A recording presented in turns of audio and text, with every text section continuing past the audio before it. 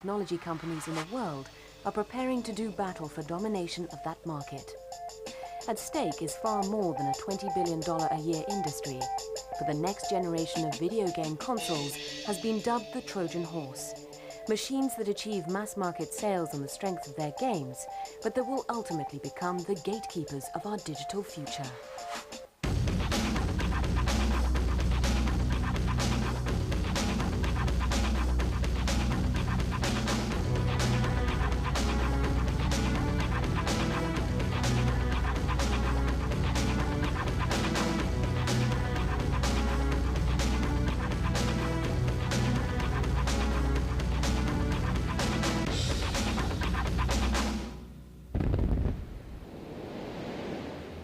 Tokyo, the 19th of February 2000.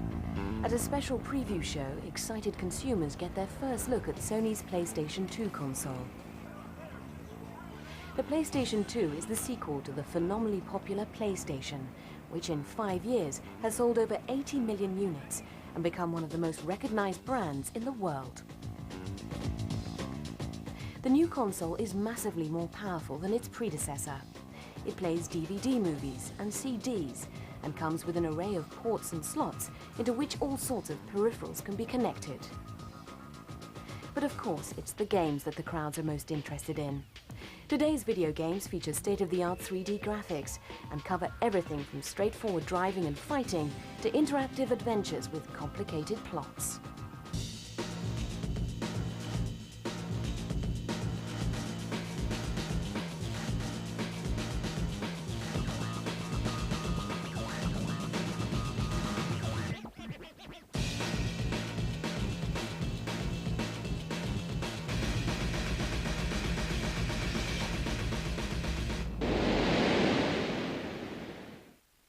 It wasn't always like this. The story of the video game stretches back to the early 1970s, when in service stations and holiday resorts around the country, strange new cabinets began to appear.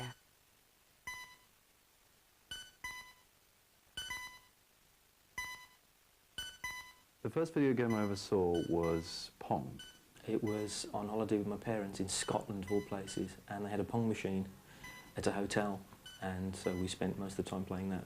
It was in Dixon's on the high street, and I immediately rushed home, stole money from my grandmother's purse, came back, brought the Pong, brought it back home. There's one game, I can't remember the name of it unfortunately, but it was a game which involved a small spaceship that you had to go up and down near buildings and go through a maze at the end. And I think that was the first time I ever finished a game in an arcade. Me and my best friend Joe went like every night after school. And I had a friend, and he said, "You got to check this out. You could have come to Tesco's and look at this thing. It's called Space Invaders."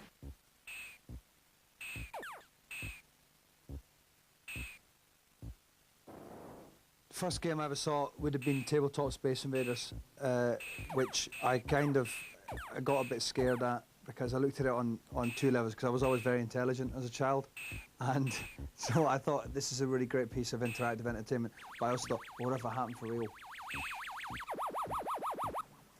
It didn't take long for the arcade companies to realize they were onto something. Receipts from arcade games eclipsed traditional pinball tables 10 to 1, and consumers showed a remarkable willingness to shove coin after coin into increasingly sophisticated machines.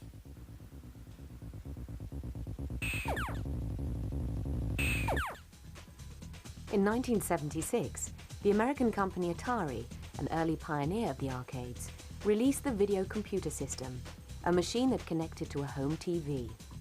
Games for the VCS were sold separately on cartridges that plugged into the unit.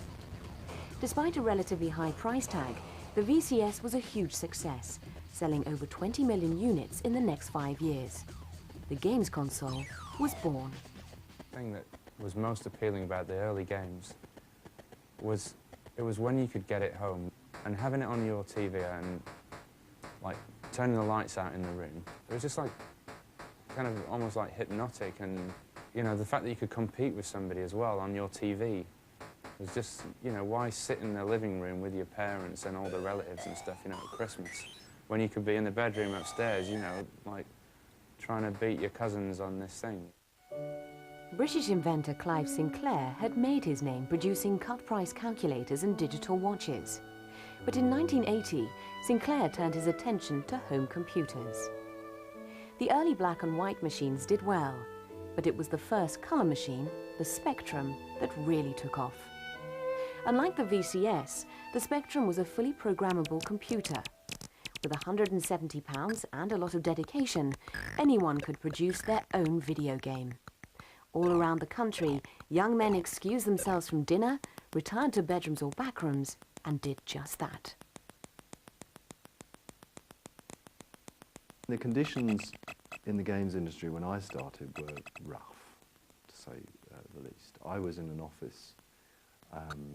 It was a disgusting office. It didn't even have a toilet in the office. There were 3 of us there. We were literally on the bread line. The first time I realised I could actually make a living out of this, I had just done Star Glider. It had sold reasonably well, and the first royalty check arrived, and it was, I think it was over £100,000, which for someone living at home in their bedroom, was pretty damn good.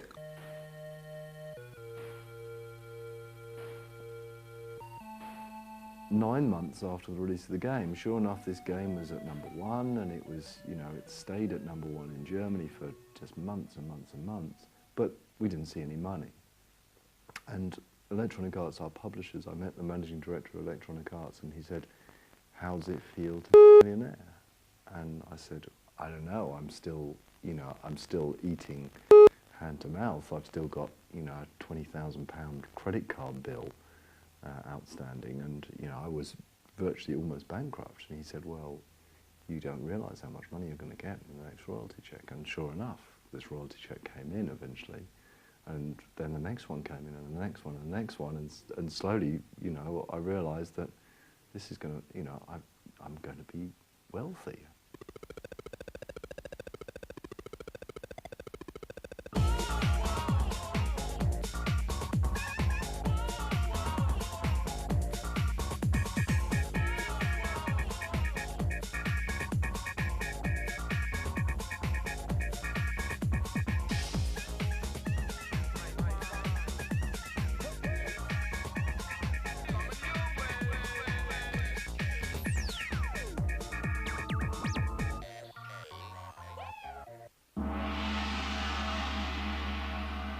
But while the British software industry boomed on home computers, the Japanese market stayed firmly with consoles.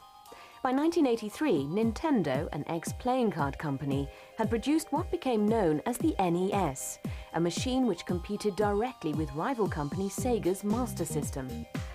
The sales of these consoles encouraged expansion to the West, where a series of spectacular blunders by Atari had all but sunk the market. Victory was swift. By 1987, the NES was America's #1 selling toy.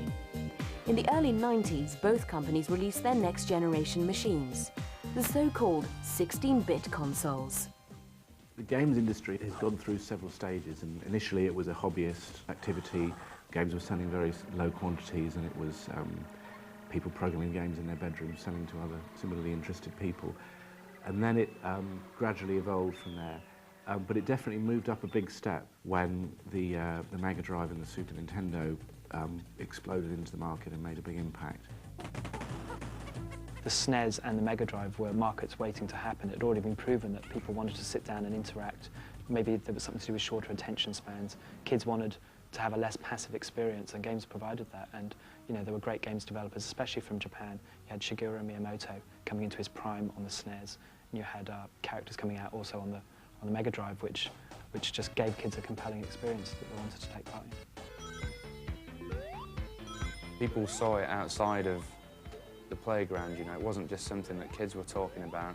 You know, parents started to know about it, and they started to have a concern about it. All the fuss about Mortal Kombat with the blood and stuff, you know, it was making the mainstream news. It wasn't just a toy. You know, it was newsworthy for the first time.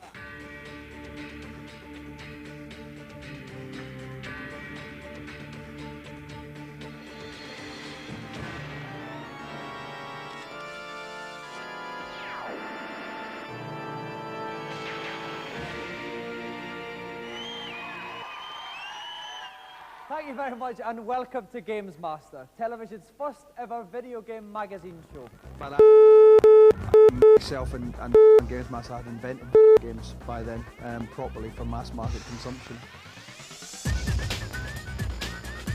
Oh, it's just Completely Mr. Pike. messed it Is up. this curtains for our young challenger? So, you'd like to pit your skills against one of my little challenges? There was a show on television about them, so it kind of made it a bit kind of trendy and a bit cool and a bit dangerous. And I'm not joking. I'm absolutely, totally serious. Without Games Master, they would not have been nearly as big as they were.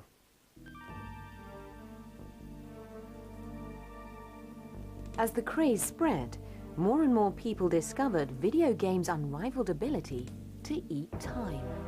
I remember one weekend with my wife Jane, before we had kids, of course, because we wouldn't neglect the children just for a game, but we had, when we first got the Mega Drive, because we had the import one, and we had Ghouls and Ghosts on it. I think we started playing it Saturday morning, and then about 48 hours later, we realised we'd only had a break for sort of pizzas and naps, and that was it. We just kept hitting, continuing. We only got about halfway through the game. That was a good game. The first game that I kind of was like obsessive with in terms of sitting up half the night, that I actually found impossible to stop, would have been Manic Miner on the Spectrum.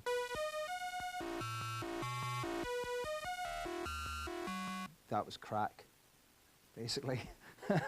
Get up, not necessarily get dressed, and then play right through till bedtime. You know, if that's how you sat down. Anything that can make you do that is obviously a very, very good game. By the end of 1994, more than 65 million 16-bit machines had been sold worldwide. Sonic and Mario were household names, and while they remained bitter rivals, Sega and Nintendo were now two of the biggest companies in Japan. Nobody that had or knew children under 16 could ignore the relentless success of the medium. Video games had arrived. Jamie, age 3, is champ at Super Mario. Mum lets him play it for 12 hours. You just have to browse the game section of your video shop to be appalled by some of the stuff. Computer-crazy dads are hogging their kids' Nintendo games and risk zapping their marriages. Some addicts spend hours at a time huddled over their handsets. It's not an addiction. I haven't stopped, but I'm not stuck on it for 8 hours a day anymore. James admits to nerves, and he needed a distraction to help him relax. Computer games may be ruining a generation's eyesight, says a Japanese study. The massive success of the 16-bit era led many to believe the console boom had peaked. In fact, the biggest player of all had yet to make an appearance.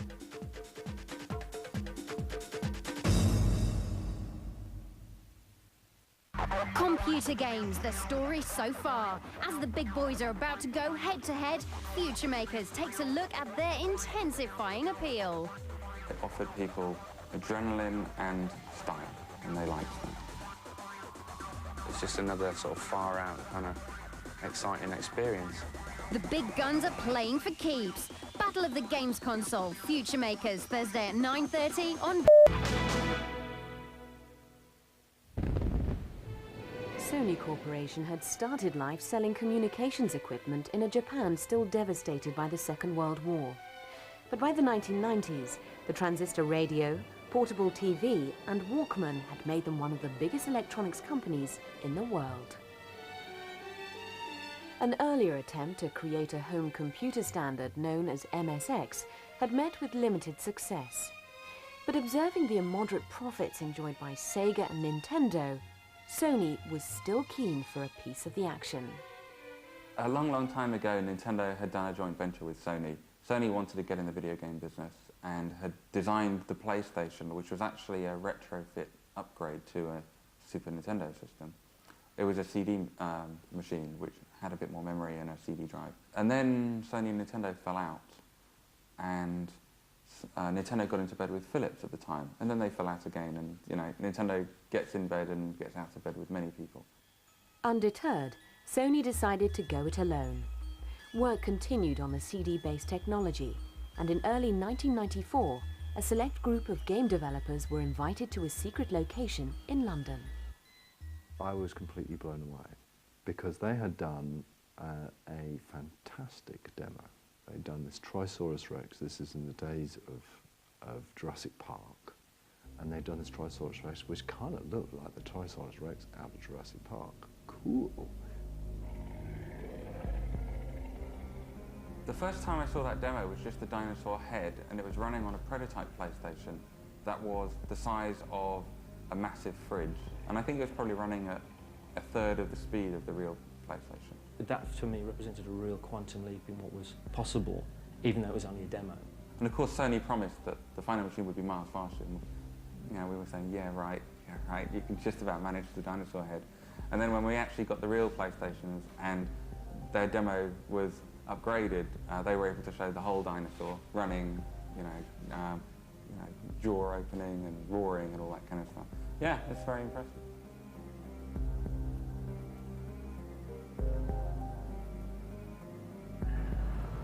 On December the 3rd, 1994, the PlayStation was launched. Sega's new console, the Saturn, had been released just weeks before, and the two machines went head-to-head on the shelves. It didn't look like a toy. Up until then, the NES and the SNES and the Mega Drive had all been fairly kind of, they felt like they were kind of fairly cheap, fairly kind of plaything kind of design. It's compact, it's small, you can sort of hide it away, and it's reasonably cheap. I think it just hit a nerve. I mean, it looked like a sleek adult piece of kit. At the same time, you have the Sega thing, the 32-bit machine, the Sega way. It was big and blocky and pretty ugly looking, and it was just silly. But as always, the decisive factor would be the games.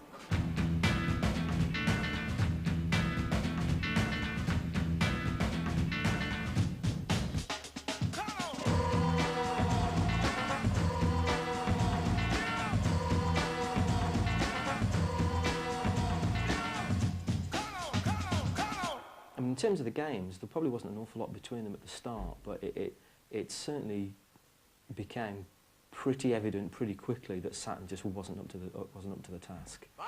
1, ready, go! It was like the chalk and cheese. The Saturn focused on existing gamers. The PlayStation focused on, this is the people we want to play our games. And the Saturn said, okay, we'll make the best gaming experience for you because you're a gamer. And that was a mistake. I think the marketing, was just much cleverer than anything that had gone before. And that was based on what Sony knew about, the mass market.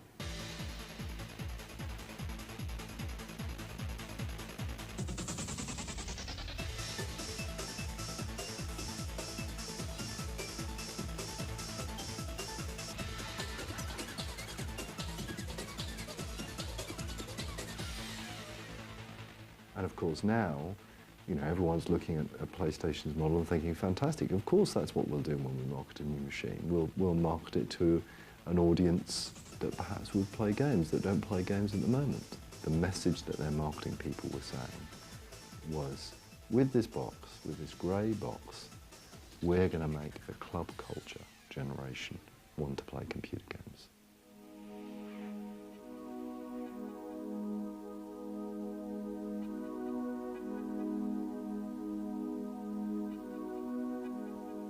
In clubs. Every club you went to had some sort of PlayStation stuff around. The Ministry of Sound had them in the back room.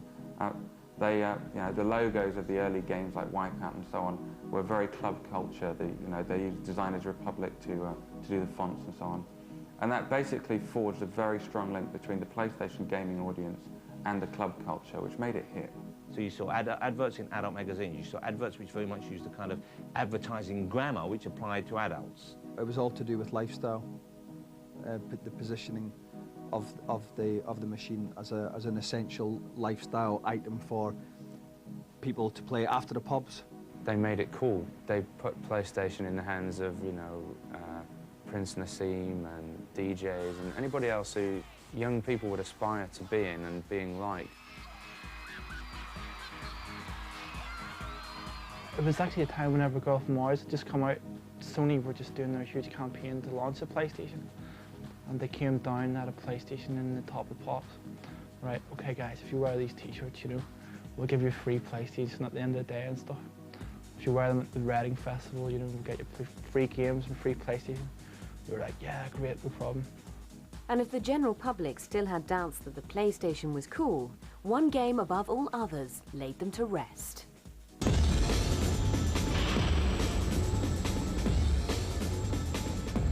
The first game that really made PlayStation, you know, a thing unto itself was Wipeout. It was very stylish, and it wasn't an especially good game, but it offered people adrenaline and style, and they liked that. It was an absolute pleasure playing a game where you didn't have to turn the music down and just have the sound effects and put another CD on. People would take it home and play it after they'd been out, you know, sort of to a club, and they'd return at 3 or 4 and go on Wipeout, and, you know, it's just another sort of far out kind of exciting experience.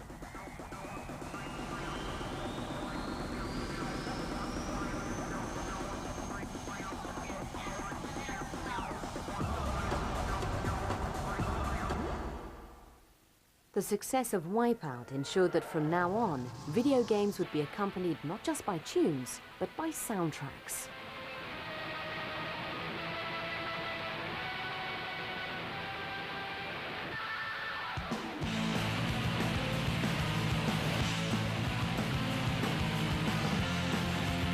We ended up being involved in soundtracks because it was around the time when you were starting to get more bands and DJs into it, and we just, you know, we had a few tracks which almost, they're kind of, I suppose, like kind of driving music. It's just really, it's kind of fast, kind of metal. At the time, it was almost a new thing. It was one of the first games that they had put, apart from Wipeout, it was one of the first games that they had put sort of band or DJ music to. We just thought, yeah, it was quite a cool idea. Sometimes, like when we're touring and stuff, you get kids coming up to you and saying, "Oh, you're the guys with the song in Gran Turismo."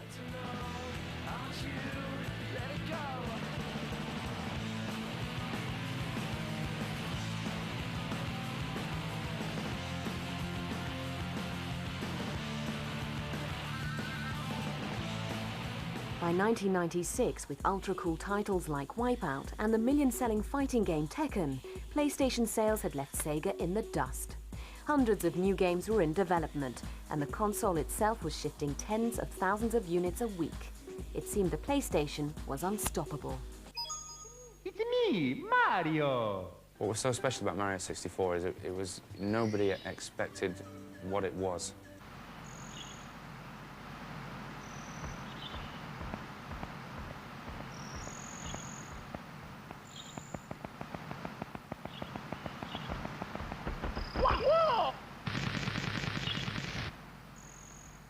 I remember it being breathtaking and thinking, this is incredible. I'm controlling a cartoon here. I'm entering a virtual world. I saw it and thought, of course that's what a platform game's going to be in 3D. I was actually quite pleased because a long time earlier I had shown Miyamoto-san, the designer of Mario, our vision of what a 3D Mario game would look like. He had taken it much further, but obviously there was a lot of similarity, so I felt kind of like satisfied. I thought it was an astonishing leap forward in the kind of just the crispness and clarity of the game world, and the fact that you could just kind of run everywhere and jump over things and open doors, and you know, you could just go from one world to the next seamlessly. And because it was on cartridge, you know, there's no load time, so it's all it is a very kind of fluid experience. There was so much richness in the texture and in the graphics of Mario 64, the colours, seeing Mario swim underwater with air bubbles coming from his mouth. You know, there were some thrilling times. To see that on a video games machine for the first time was quite spectacular. Even today, you know, years and years after it was released, it's still cited as one of the best platform games around. Boasting the revolutionary Mario 64 and backed by deep pockets and a formidable track record, many regarded it as inevitable that Nintendo's new console would topple the PlayStation from its perch. It didn't. The main reason it didn't do as well is down to marketing. I think for the same reason that the PlayStation was kind of cool and hip and mass market, N64 was kind of like, This is still a die-hard gamer's machine. Nintendo had a 95% penetration into the computer games market in Japan. 95%. And that is down to 25%. Now, what made that happen? It's not bad games. The Sony name is a product which adults aren't embarrassed to be buying. I think adults, a lot of adults, are embarrassed about buying something that says Nintendo on it. Because Nintendo was the byword for everything kiddie. Nintendo was silly little Mario jumping on blocks. It was Donkey Kong firing a barrel. That's what Nintendo was. Nintendo is the Game Boy, not the Game Man. I mean, it's a Walkman from Sony. You know, it's the mini Discman. It's not the Disc Boy. You know, you get to my age, I'm almost 40. I don't want to go something boy on it. I don't want to get a Game Boy out of my pocket. Now, if Sony bring out the Game Man, oh yeah, I'll be playing the Game Man until the cows come home. Luke, I think we've got a problem. The big mistake Nintendo did make was that they went with cartridge, which would, you know, they've been using cartridge for like the last decade or whatever, and they went with it again instead of with a CD-ROM based system. And that just means that it's really, really expensive to make a game. You buy an N64, and there's probably only about 50 games available. Still, that's been out for like 2 years now. There's 50, 60 games out there, that's it. You go to PlayStation, I don't know how many, there must be a couple of thousand games out there. So there's something for everyone. What's more, it turned out that Sony's machine could also manage fully explorable environments. And while it might have lacked the polish of Mario, PlayStation's take on the 3D platform game had an appeal all of its own.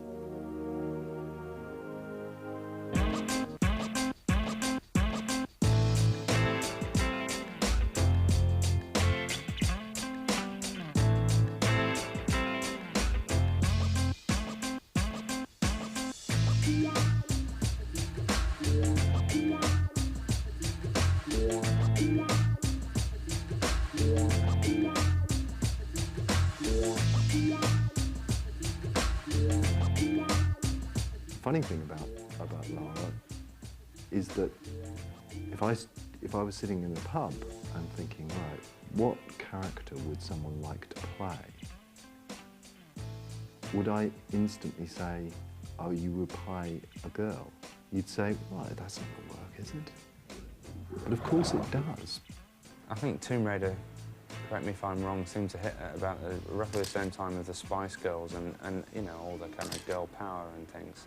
It really kicked off when the Face got interested in this whole idea and did a whole feature, almost as though Lara Croft was real. I designed Lara as just as a way to create an interesting and different character for the game, to give it that sort of hook. It wasn't meant to be a marketing trick, it was just that nobody had done a decent, strong female character, and it seemed like a really good idea at the time. She's cool, she is a Indiana Jones, but a female version. I wouldn't advise Obviously, the reason Tomb Raider was the success it was, well, there's two reasons. That's it. There are kids who masturbate over Lara Croft, fact, and that's a very real act, and that's one I find desperately. Tomb Raider was the PlayStation's killer punch. To date, the series sold over 17 million copies. By 1999, with hits like Resident Evil, Metal Gear Solid and Gran Turismo to its name, PlayStation sales approached 80 million units, accounting for 40% of Sony Corporation's total profits. In just 5 years, the PlayStation had captured 70% of the global video game market and become the undisputed king of interactive entertainment. You win.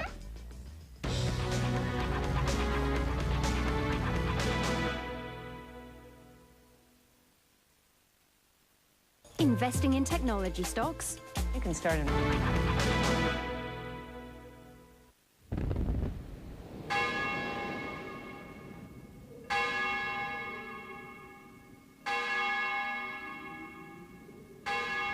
Games consoles have a lifespan. With the N64 and PlayStation reaching the end of theirs, the battle is on to become the dominant force among the next generation of machines. Crucial to the success of these consoles will be their ability to tap into gaming's next big thing.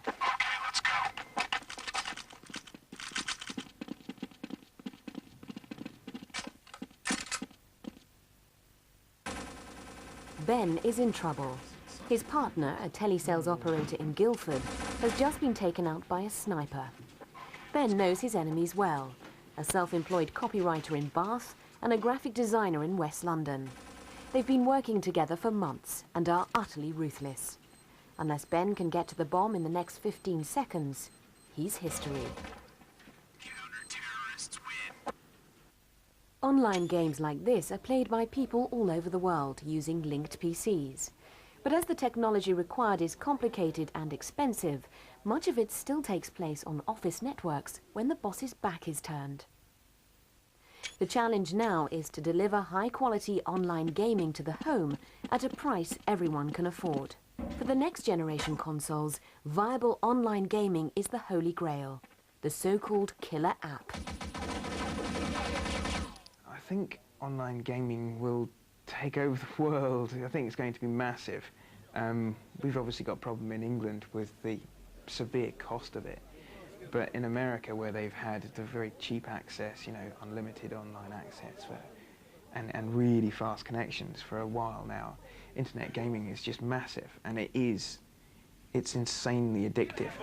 I'm doing it, I'm on my way. No one would deny that it's much more fun to play against another human player, whether they're in the same room as you or somewhere else. It's always more fun than playing against a computer. And providing that we bear in mind entertainment when we design internet gaming, then it's going to be huge.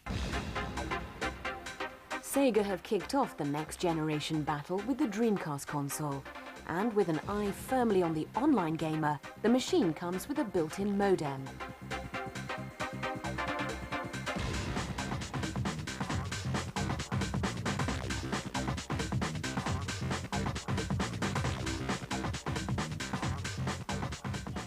But the next generation machine currently making the headlines is the PlayStation 2, the sequel to the most successful console in history.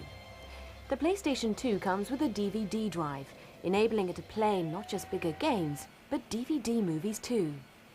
The machine is backwardly compatible with all PlayStation games and comes with a host of sockets by which anything from a mouse to a hard drive can be connected.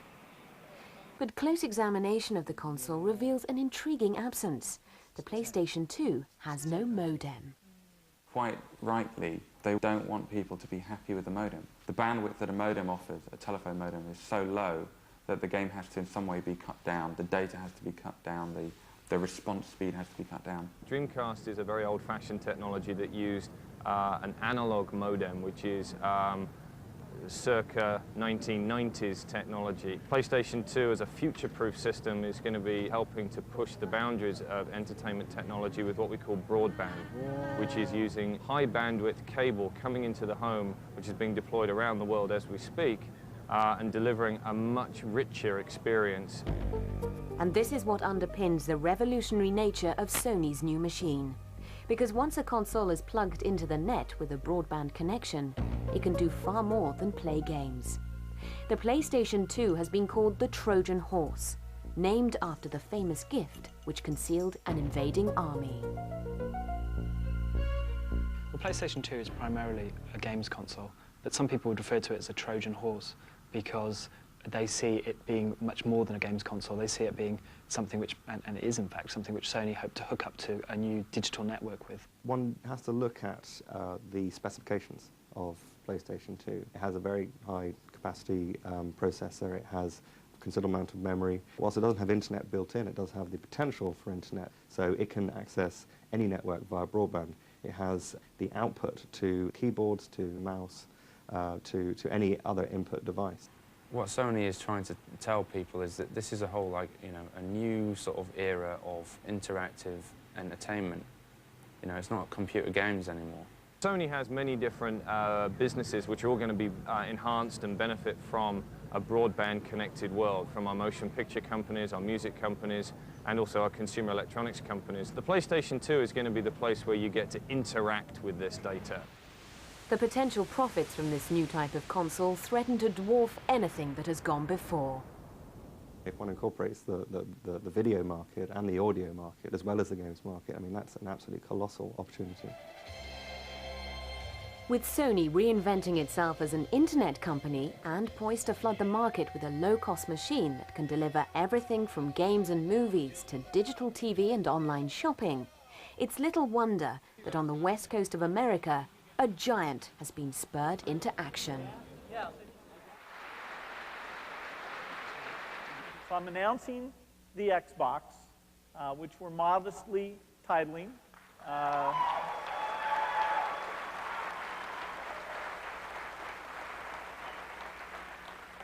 The modest tagline here is the future of console gaming. Why would the largest software developer in the world want a games console? It could have had something to do with the announcement that Sony made, turning the PlayStation 2 into this super ultimate console that could replace computers and everything. And I think probably Bill Gates just went, yeah, I'll show you how that's done. It's a DVD drive. You can stick in a DVD movie and get automatic playback. Now, the last thing that Microsoft wants is to find Sony releasing a whole load of digital entertainment devices into people's homes around the world, and maybe build up an install base of a couple of 100 million and find that it hasn't got a piece of that. We've got Ethernet, 10 and 100 megabit connection built in. That's because we see this as a device really for the broadband internet generation. Microsoft see themselves as the computer solution, and they really would like to be in the living room as well as in the home office.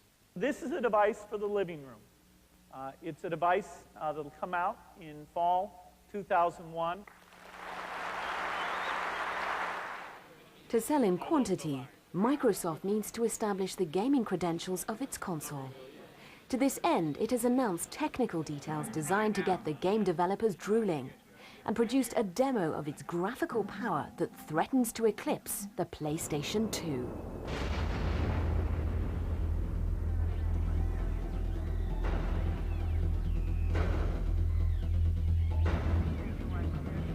This is the battle. It's between the biggest, richest company in the world versus the biggest home consumer electronics company in the world. To me, it's very much a Goliath versus Goliath, and both companies are determined to win. Neither will back down. It's a $17 billion opportunity for both of them. For Microsoft, this will be the biggest ever product launch, dwarfing that of Windows 95. For Sony, the PlayStation represented 40% of their profits for 1998. This is a market they cannot afford to lose.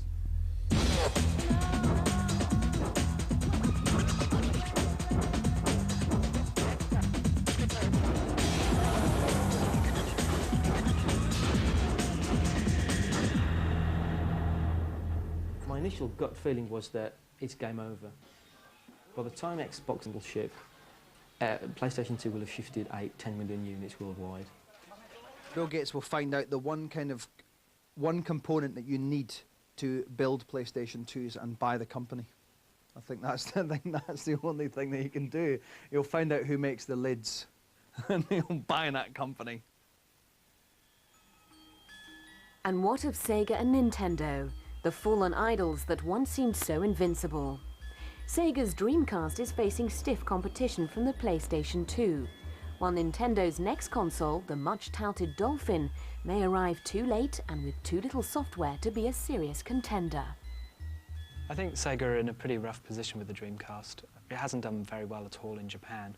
It's done okay in Europe, but it's primarily sold to people who've always bought Sega machines. I think that Sega had a good launch. I think that they did far better than anyone could have possibly expected, and their games that are coming out now are pretty good.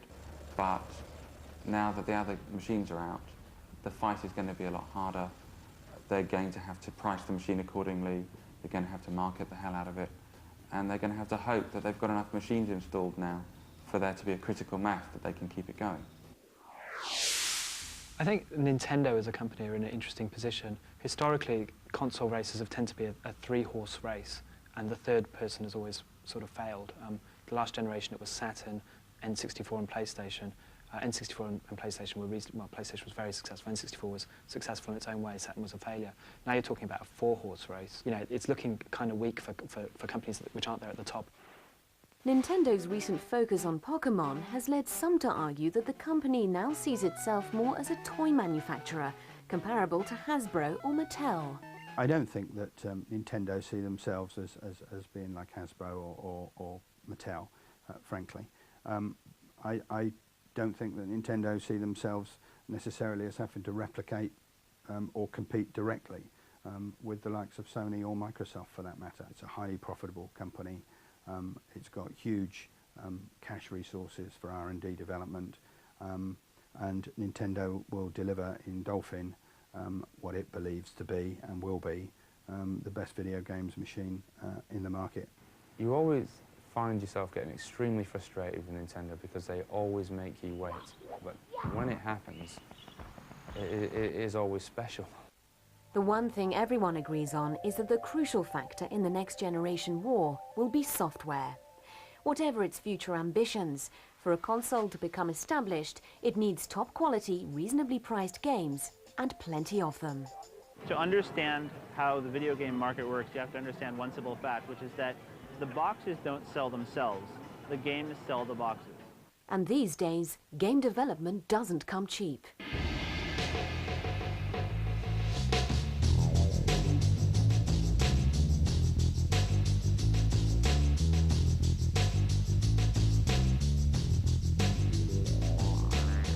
Sheer cost of developing a game is going up by the day. 20 years ago, it was one person to make a game. 10 years ago, it was a few people. Now it's about 20 people. Yes, there have been games recently that have cost as much as 60 million. And that will not be the only one that's cost 60 million. There'll be other games that cost tens of millions. With production frequently taking 2 years or more, developers are wary of backing the wrong console. As the new kid on the block, Microsoft has its work cut out. It's going to be key over the next few months to see what developers Microsoft manages to sign up to that console. They've got publisher support, but now they have to get great developers to actually spend their time working on their console and not working on Sony's console, or even Nintendo or Sega's console. I expect Microsoft to get a very large number of games under development from major players in the PC and the console world, and I expect that they will probably buy some companies that are already players in the games world. That's got to be high up on their agenda. No machine has ever been successful or will ever be successful without content.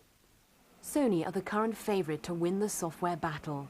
Considering the success of its predecessor, it's little wonder that leading game developers are working on titles for the PlayStation 2. Titles that will push the boundaries of video games to new limits.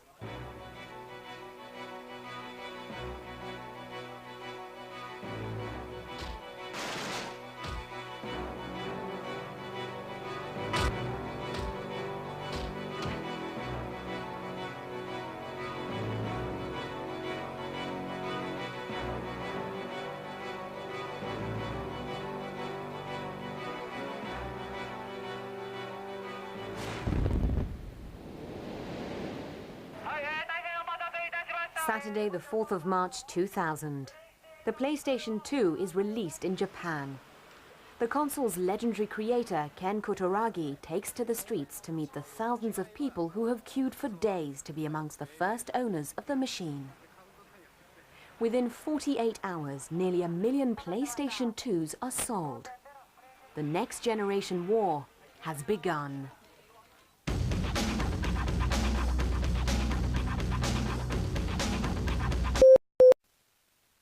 From Microsoft,